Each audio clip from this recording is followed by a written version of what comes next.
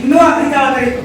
ಜಾತಿ ಎಂಬ ಒಂದು ಉಪಶಾಖೆ ಮುಕ್ತು ಅದರಲ್ಲಿ ಈ ಶೂದ್ರವರನ್ನ ಕೆಳ ಬಿಟ್ಟರೆ ಮಗಳು ವಿನಃ ಅವರನ್ನ ಮೇಲೆತ್ತ ಪ್ರಯತ್ನ ಮಾಡಿದ. ಆಗ ಸ್ವತಂತ್ರ ಪೂರ್ವದಲ್ಲಿ ಡಾಕ್ಟರ್ ಬಿ ಆರ್ ಅಂಬೇಡ್ಕರ್ ಅವರು ಈ ಒಂದು ಶೂದ್ರ ಉದ್ಧಾರಕ್ಕಾಗಿಯೇ ಹುಟ್ಟುತ್ತಾರೆ. ಅವರನ್ನ ಅಭಿವೃದ್ಧಿಗೋಸ್ಕರ ಹಲವಾರು ಕೊಡುಗೆಗಳನ್ನು ನೀಡ್ತಾರೆ. ಹಾಗಾಗಿ ಮೊದಲು ಈ ಅಂಬೇಡ್ಕರ್ ಅವರ ಜೀವನ ಹೇಗಿದೆ ಅಂತ ನೋಡೋಣ. ಮೊದಲಿಗೆ ಅಂಬೇಡ್ಕರ್ ಅವರು 1891 ಏಪ್ರಿಲ್ 14ರಂದ ಮಧ್ಯಪ್ರದೇಶ ಮೋ ಎಂಬ ಹುಟ್ಟುತ್ತಾರೆ. ಮಧ್ಯಪ್ರದೇಶ ಮೋ ಎಂಬ ಅವರ ತಂದೆ ಭೀಮರಾವ್ ಆಯ್ತಾರೆ. ಅವರು ಬ್ರಿಟಿಷ್ ಸೈನ್ಯದಲ್ಲಿ ಮೇಜರ್ ಜನರಲ್ ಆಯ್ತಾರೆ. ಯಾವುದೋ ಒಂದು ಕಾರಣಾಂತರದಿಂದ ಮಧ್ಯಪ್ರದೇಶನ ಬಿಟ್ಟು ಮಹಾರಾಷ್ಟ್ರದ ರತ್ನಗಿರಿಗೆ ಅಂಬೇವಾಡ ಬರ್ತಾರೆ. ಅಲ್ಲಿಯೇ ಅಂಬೇಡ್ಕರ್ ಅವರು ಜನ ಚಾಡ್ತಾರೆ. ಮುಂದೆ ಇವರು ಶಾಲೆ ಹೋಗ್ತಾ ಇರ್ತಾರೆ. ಆಗ ಆಗಿನ ಶಿಕ್ಷಣ ಪದ್ಧತಿ ಹೆಂಗಂದ್ರ ಕೇವಲ ಬ್ರಾಹ್ಮಣರನ್ನ ಆಸನದ ಮೇಲೆ ಕುಳಿಸಿಕೊಂಡು ಉಳಿದಂತ ಜನರನ್ನ ಅಂದ್ರೆ ಶೂದ್ರ ಜನಾಂಗದವರನ್ನ ಕೆಳ ಕೂರಿಸ್ಕೊಂಡಿರ್ತಾರೆ. ಅಲ್ಲಿ ಒಬ್ಬ ಸೇವಕ ಇರ್ತಾನ. ಬ್ರಾಹ್ಮಣರಿಗೆ ಕುಡಿಯುವ ನೀರಿನ ವ್ಯವಸ್ಥೆ ಬೇರೆ ಇರ್ತಾ, ಶೂದ್ರರಿಗೆ ಕುಡಿಯುವ ನೀರಿನ ವ್ಯವಸ್ಥೆ ಬೇರೆ ಇರ್ತದೆ. ಶೂದ್ರರು ನೀರನ್ನ ಮುಟ್ಟಬೇಕು ಅಥವಾ ಆ ನೀರನ್ನ ತುಂಬಿಕೊಂಡ ಪಾತ್ರೆಯನ್ನ ಮುಟ್ಟಬೇಕಂತಾರ ಆ ಸೇವಕ ಮೇಲಿಂದ ಸುರಿತಾನ. ಆಗ ಆ ನೀರನ್ನ ಈ ಶೂದ್ರ ಜನಾಂಗರು ಕುಡಿಬೇಕಂತ ರೂಪಿಸುತ್ತಾರೆ. ಆಗ ಇದನ್ನ ಖಂಡಿಸಿ ಚಳವಳಿ ಮಾಡ್ತಾರೆ. ಮುಂದೆ ಶೂದ್ರರನ್ನ ಕೂಡ ಅಭಿವೃದ್ಧಿ ಮಾಡ್ತಾರೆ. ಮುಂದೆ ಹಲವು ತಮ್ಮ ಡಿಗ್ರಿಯನ್ನ ಮುಗಿಸ್ತಾರ. ಡಿಗ್ರಿಗೋಸ್ಕರ ಪ್ರದೇಶಕ್ಕೆ ಹೋಗಿ ಅಲ್ಲಿ PhD ಮುಗಿಸ್ತಾರ. ಸುಮಾರು ಇಡೀ ಜಗತ್ತಿನಲ್ಲಿ 32 ಡಿಗ್ರಿಯನ್ನ ಹೊಂದಂತ ಏಕೈಕ ಅದು ಡಾಕ್ಟರ್ ಬಿ ಆರ್ ಅಂಬೇಡ್ಕರ್. ಇವರ ಒಂದು ಜ್ಞಾನದಾಹ ನಾವು ನೋಡ್ಬೇಕಂದ್ರೆ ಲಂಡನ್ನಲ್ಲಿ 2ನೇ ದುಂಡು ಮೇಜ ಸಮಯ ಇರ್ತದೆ. ಅಲ್ಲಿ ಸುಮಾರು 32 ಪೆಟ್ಟಿಗೆಯಲ್ಲಿ 1012 ಪುಸ್ತಕನ ಲಂಡನ್ನಿಂದ ಭಾರತದ ಅಂಬೇಡ್ಕರ್ ಅವರು ಕರ್ಕೊಂಡಿದ್ದಾರೆ. ಈ ಒಂದು ಅಂಶದಿಂದ ನಮ್ಗೆ ಹೇಗಿರ್ತಾರೆ ಅಂಬೇಡ್ಕರ್ ಅವರು ಆಗಿನ ಕಾಲದಲ್ಲಿ ಎಷ್ಟು ಜ್ಞಾನದಾಯಕ ತೀರ್ತಾರೆ. ಈಗ ಇವರು ಶೂದ್ರರನ್ನ ಮೇಲೆತ್ತಕ್ಕೋಸ್ಕರ ಏನು ಮಾಡ್ತಾರೆ ಅಂತ ನೋಡೋಣ. ಫಸ್ಟಿಗೆ ಶೂದ್ರರನ್ನ ಮಹಾರಾಷ್ಟ್ರದ ಮಹಾದ್ ಎಂಬ ಗ್ರಾಮದಲ್ಲಿ ಒಂದು ಜಲಾಶಯ ಇರ್ತದೆ. ಅದರ ನೀರನ್ನು ಯಾರು ಮುಟ್ಟುವಂತ ಆಗಿನ ಕಾಲದ ಬ್ರಾಹ್ಮಣರು ನಿಯಮಗಳನ್ನು ಮಾಡ್ತಾರೆ. ಆಗ ಆ ಒಂದು ಚಳವಳಿಯನ್ನು ಮಾತ್ರ ಆ ಮಹಾದ್ ಚಳವಳಿ ವೈಜ್ಞಾನಿಕವಾಗಿ ಶೂದ್ರರನ್ನ ಮೇಲ್ತಕ ಸಂವಿಧಾನದಲ್ಲಿ 17ನೇ ವಿಧಿಯನ್ನು ಸೇರಿಸ್ತಾರೆ. ಈ 17ನೇ ವಿಧಿ ಏನಿರ್ತದೆ ಅಂದ್ರೆ ಅಸ್ಪೃಶ್ಯತೆ ನಿಷೇಧ ಕಾಯ್ದೆಯನ್ನ ತರ್ತ. ಈ ಅಸ್ಪೃಶ್ಯತೆ ಅಂದ್ರೆ ಬ್ರಾಹ್ಮಣ ಕ್ಷತ್ರಿಯ ವೈಶ್ಯ ಈ ಮೂವರು ಶೂದ್ರರನ್ನ ಮುಕ್ತ ಆಗಿರಲ್ಲ. ಇದನ್ನ ನಾವು ಅಸ್ಪೃಶ್ಯತೆ ಅಂತೇಳಿ. ಆಗ ಈ ಎಲ್ಲಾ ಅಂದ್ರೆ ನಿಬಂಧನೆಗಳನ್ನ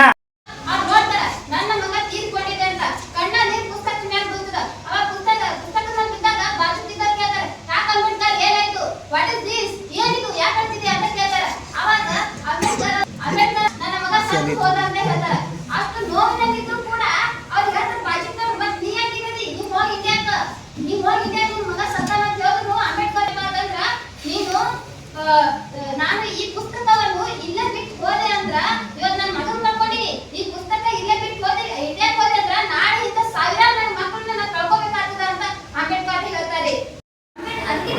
ಅಂಬೇಡ್ಕರ್ ಹೇಳ್ತಾರ ಏನಪ್ಪ ಅಂತಂದ್ರ ಪೊಲೀಸರ ಬೆಟ್ಟದೊಳಗ ಧರ್ಮಚಕ್ರ ಕೊಟ್ಟಾರ ಯಾರಂತ ಗೊತ್ತಿಲ್ಲ, ವಿಧಾನಸೌಧದ ಮ್ಯಾಲ ರಾಷ್ಟ್ರ ಲಾಂಛನ ಅನುಮೋದನೆ ಮಾಡಿದಾರ ಅಂತ ಗೊತ್ತಿಲ್ಲ ಅಂತ ಹೇಳ್ತಾರ.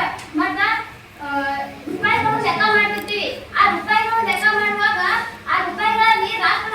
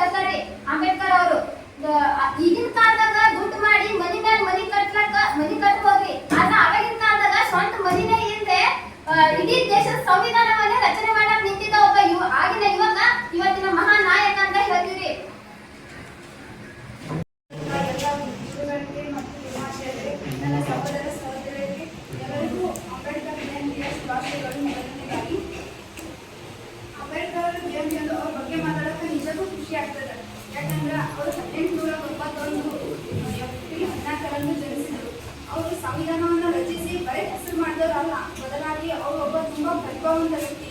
ಅವರು ರಾಜಕಾರಣಿ, ಅರ್ಥಶಾಸ್ತ್ರಜ್ಞ, ಕಾನೂನು ತಜ್ಞ, ಹೀಗೆ ಹಲವಾರು ಕಾರ್ಯವನ್ನು ಮಾಡ್ಯಾರ. ಅಂಬೇಡ್ಕರ್ ಅವರು ಈ ಸಮಾಜದಲ್ಲಿನ ಅನ್ಯಾಯತೆ ಅಸಮಾನತೆಯ ವಿರುದ್ಧವೂ ಜೀವನದುದ್ದಕ್ಕೂ ಹೋರಾಡಿದವರು. ಈ ಅಂಬೇಡ್ಕರ್ ಜಯಂತಿಯನ್ನು ಆಚರಿಸಿದ ಅಷ್ಟೇ ಅಲ್ಲ, ಅವರ ಒಂದು ತತ್ವಗಳಾದ ಶಿಕ್ಷಣ, ಹೋರಾಟ, ಸಂಘಟನೆಯನ್ನು ನಮ್ಮ ಜೀವನದಲ್ಲಿ ಅಳವಡಿಸಿಕೊಳ್ಳಬೇಕು ಮತ್ತು ಸಮಾನತೆ, ನ್ಯಾಯಯುತ ಸಮಾಜವನ್ನು ನಿರ್ಮಾಣವನ್ನು ನಾವೆಲ್ಲರೂ ಕೈ ಜೋಡಿಸಬೇಕೆಂದು ಈ ವೇದಿಕೆಯಲ್ಲಿ ಹೇಳಕ್ಕೆ ಇಷ್ಟಪಡ್ತೀನಿ. ಅವರ ಸಮಾಜದ ಏಳಿಗೆಗೆ ಅಂಬೇಡ್ಕರ್ ಅವರ ಕೊಡುಗೆಗಳು ಏನೇನಂತಂದ್ರೆ, ಮೊದಲನೇದಾಗಿ ಸಂವಿಧಾನ ರಚನಾ ಸಭೆಯ ಅಧ್ಯಕ್ಷತೆಯನ್ನು ವಹಿಸಿರ್ತಾರೆ. ಈ ಸಂವಿಧಾನ ರಚನಾ ಸಭೆಯನ್ನ ಅಧ್ಯಕ್ಷತೆ ವಹಿಸಿರ್ತಾರೆ 2 ವರ್ಷ. ಈ ಸಂವಿಧಾನವನ್ನು ರಚಿಸಲು 2 ವರ್ಷ 11 ದಿನಗಳ ಕಾಲ ಈ ಸಂವಿಧಾನ ರಚನೆ ಆಗ್ತದೆ. ಈ ಸಂವಿಧಾನ ರಚನೆಯಲ್ಲಿ ಹಲವಾರು ನಾಯಕರು ಭಾಗಿಯಾಗ್ತಾರೆ. ಅದರಲ್ಲಿ ಜವಾಹರಲಾಲ್ ನೆಹರು, ಸರ್ದಾರ್ ವಲ್ಲಭಭಾಯಿ ಪಟೇಲ್, ಮೌಲಾನಾ ಅಬುಲ್ ಕಲಾಂ ಆಜಾದ್, ಎಂ ಮುನ್ಷಿ, ಕೃಷ್ಣಮಾಚಾರ್ಯ, ಮೊಹಮ್ಮದ್ ಸಾದಿಲ್ಲಾ, ನಮ್ಮ ಕರ್ನಾಟಕದ ಎಸ್ ನಿಜಲಿಂಗಪ್ಪ, ಕೆ.ಸಿ. ರೆಡ್ಡಿ, ಕೆಂಗಲ್ ಹನುಮಂತಯ್ಯ, ತೆಕ್ಕೂರು ಸುಬ್ರಹ್ಮಣ್ಯ, ಈ ಹಲವಾರು ನಾಯಕರ ಒಂದು ಸದಸ್ಯತ್ವದ ಮೇರೆಗೆ ಸಂವಿಧಾನ ರಚನಾ ಸಭೆಯು ಕಾರ್ಯ ಯಶಸ್ವಿ ಆಗ್ತದೆ. ಮತ್ತೆ ಎರಡನೇ ಕೊಡುಗೆ ಏನಂದ್ರೆ ಕರಡು ಸಮಿತಿಯನ್ನ ರಚನೆ ಆಗ್ತದೆ. ಕರಡು ಸಮಿತಿ ಅಧ್ಯಕ್ಷತೆಯನ್ನ ಡಾಕ್ಟರ್ ಬಿ.ಆರ್. ಅಂಬೇಡ್ಕರ್ ಅವರು ವಹಿಸಿರ್ತಾರೆ. ಇಲ್ಲಿಯೂ ಸಹ ಅಂಬೇಡ್ಕರ್ ಅವರ ಜೊತೆಗೆ 6 ಜನ ಸದಸ್ಯರು ಇರ್ತಾರೆ. ಅವ್ರು ಯಾರು ಅಂದ್ರೆ ಅಲ್ಲಾಡಿ ಕೃಷ್ಣಸ್ವಾಮಿ ಅಯ್ಯರ್, ಎನ್ ಗೋಪಾಲ್.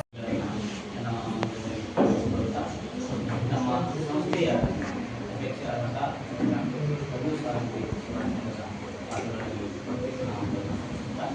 ಹಾಗೆ ಸಂಸ್ಥೆಯ ಉತ್ತರಾಧಿಕಾರಿಗಳಾದಂಥ